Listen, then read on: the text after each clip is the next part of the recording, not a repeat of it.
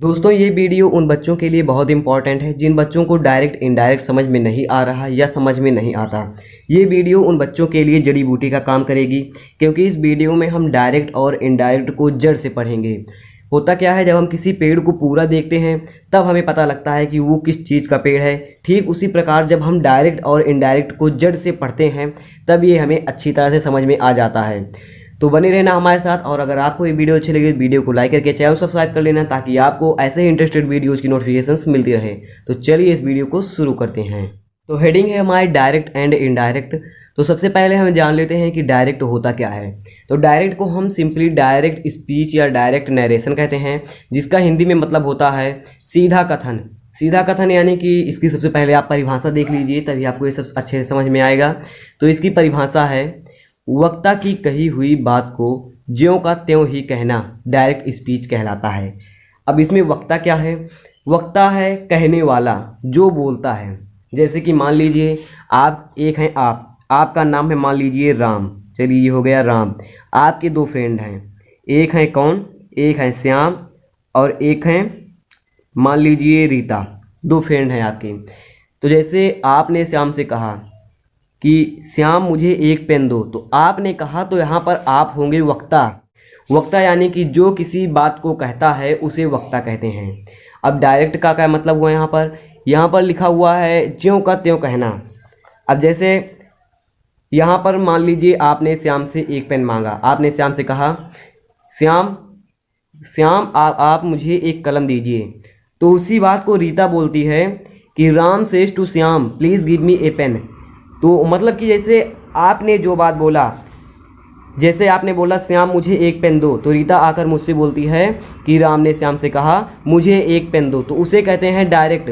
यानी कि जो आपने बोला सेम टू सेम उसी बात को दोहराना ही डायरेक्ट होता है। कोई ना उसमें एक भी शब्द मतलब कि डिसपॉइंट मत करना। टोटल जिस तरह आपने बोला उसी तरह बोलना, ज्यों का त्यों बोलना ही डायरेक्ट कहलाता है। जैसे कि यहाँ पर हमने एक उदाहरण लिखा हुआ है, Ram says to me, Ram ने मुझसे कहा Sarla is a good girl, Sarla एक अच्छी लड़की है। ये हो गया डायरेक्ट, यानी कि राम ने मुझसे कहा सरला एक अच्छी लड़की है। अब ये हो गया डायरेक्ट, इसमें कोई चेंज नहीं करेंगे। अगर हम इसे ऐसे ही जाकर किसी और से बोल देंगे तो वो भी डायरेक्ट ही कहलाएगा। लेकिन अगर हम उस बात को दूसरी तरह अपने शब्दों में कहेंगे तो उसे हम कहेंगे इनडायरेक्ट। तो कैसे कहेंगे इनडायरेक्ट, चलिए आगे देखते हैं। तो ये देखिए, ये है इनडायरेक्ट स्पीच, यानी कि मतलब सीधा कथन नहीं, अपने शब्दों में जब कहा जाता है तो उसे कहते हैं इनडायरेक्ट स्पीच। तो चलिए जान लेते हैं इनडायरेक्ट स्पीच होती क्या है। इसकी परिभाषा है, वक्ता की कही हुई बात को अपने शब्दों में कहना इनडायरेक्ट स्पीच कहलाता है।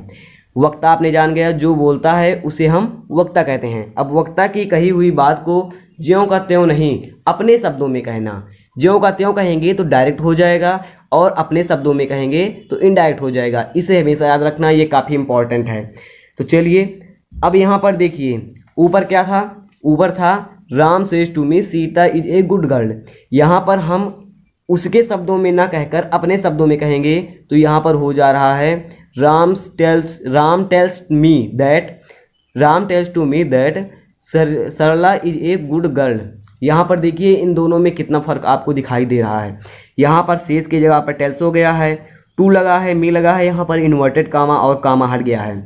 यानी कि यहाँ पर हम बोल क्या रहे हैं? यहाँ पर हमने बोला कि राम ने कहा कि सरला एक अच्छी लड़की है। राम ने मुझसे कहा सरला एक अच्छी लड़की है।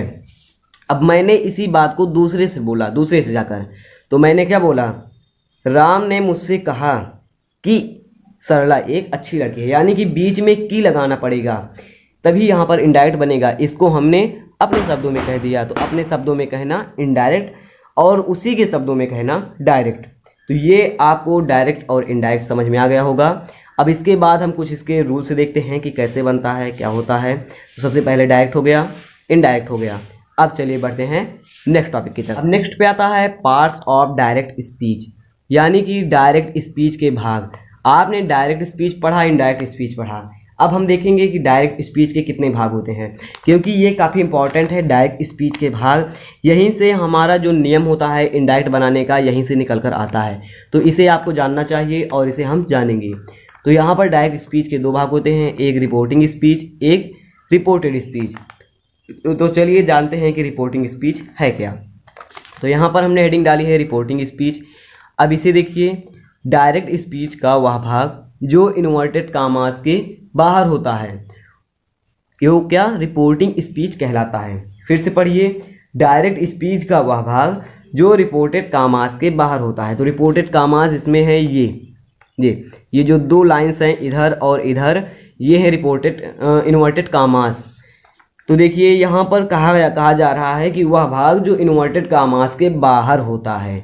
तो बाहर यहाँ पर क्या है, Sarla says Ram says to me, ये है इन्वर्टेड कामास के बाहर और ये दोनों इन्वर्टेड कामास में बंद हैं।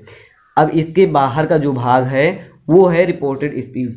अब एक बार इसे ध्यान में आपको रख देना है कि रिपोर्टेड स्पीच में जो रिपोर्टिंग स्पीच में जो भाग इन्वर्टेड कामास के बाहर रहेगा वही होगा रिपोर्टिंग स्पीच। और उदाहरण में लिख सकते हैं आप राम सेज टू मी। इसके बाद रिपोर्टेड स्पीच है डायरेक्ट स्पीच का वह भाग जो इन्वर्टेड कामास के अंदर होता है उसे रिपोर्टेड स्पीच कहते हैं।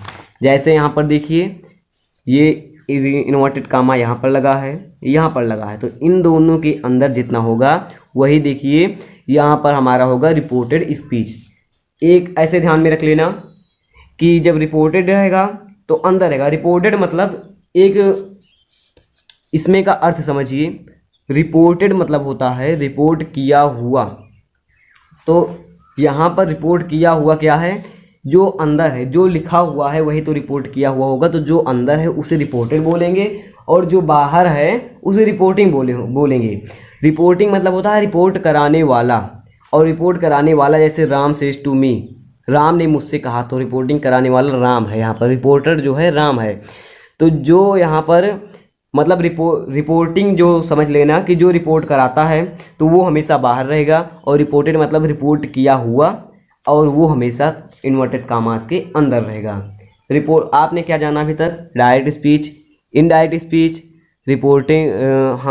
Direct speech, indirect speech, reporting speech, reported speech, 4 चीज़ जान लिया आपने। अब चलिए जानते हैं 5वीं चीज़, इनडायरेक्ट बनाने के नियम।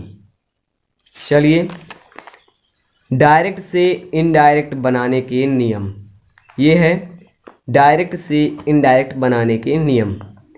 अब यहाँ पर सबसे पहले इसे आपको ध्यान से पढ़ना है, हर जगह पर लगता है, इसका जो नियम है जितने ये हर जगह पर लगते हैं, और काफ़ी यहाँ पर हमने शॉर्ट में करके लिखे हैं ताकि आपको समझ में आ जाए, क्योंकि ये ज़्यादातर कमज़ोर छात्रों के लिए है जिनको कम समझ में आ रहा है। तो चलिए देखते हैं। पहला, कामा और इन्वर्टेड कामास को हटा देते हैं। पहला नियम है जो कामास और इन्वर्टेड कामास होते हैं उन्हें हटा देते हैं। जैसा कि आप हमारे उदाहरण में देख सकते हैं, ये है डायरेक्ट का उदाहरण, और डायरेक्ट स्पीच के उदाहरण में कामास ये देखिए लगे हुए हैं जी, यहाँ पर इन्वर्टेड कामास और कामास लगे हुए हैं। और ये है हमारा इनडायरेक्ट का जो उदाहरण है, इसमें कामास और इन्वर्टेड कामास पहले से ही बाहर हैं। तो इसे आपको ध्यान में रखना है कि जब इनडायरेक्ट बनेगा तो कामास और इन्वर्टेड कामास हट जाएंगे। उसके बाद दूसरा नियम, रिपोर्टिंग स्पीच के टेंस में कभी भी परिवर्तन नहीं होता। रिपोर्टिंग स्पीच अभी आपने देखा कि जो इन्वर्टेड कामास के बाहर का जो एरिया रहेगा उसे हम कहेंगे रिपोर्टिंग स्पीच। अब जैसे यहाँ पर देखिए डायरेक्ट वाले में, डायरेक्ट स्पीच के जो उदाहरण है इसमें रिपोर्टिंग स्पीच है, ये इधर वाला, ये इसके टेंस में परिवर्तन नहीं होगा। जैसे यहाँ पर अभी हेड लगा दिया जाए तो हेड का हेड ही रहेगा, हैज़ या हैव में परिवर्तन नहीं हो सकता। यानी कि रिपोर्टिंग कामास के पहले जो जितने भी शब्द रहेंगे उनके टेंस में परिवर्तन नहीं होगा, भले से ही सेज को सेड या टेंस में बदल दिया जाए, उससे कोई फर्क नहीं पड़ता है। उसके बाद आगे चलते हैं। तीसरा नियम ये है, रिपोर्टिंग स्पीच में पास्ट टेंस में हो तब रिपोर्टेड स्पीच में निम्न तालिका अनुसार परिवर्तन होते हैं। यानी कि जब यहाँ पर राम सेज टू मी दिया गया है, जब यहाँ पर राम सेड यानी कि देखिए यहाँ पर फर्स्ट फॉर्म लगी है, यानी कि ये प्रेजेंट इंडेफिनिट में दिया हुआ है।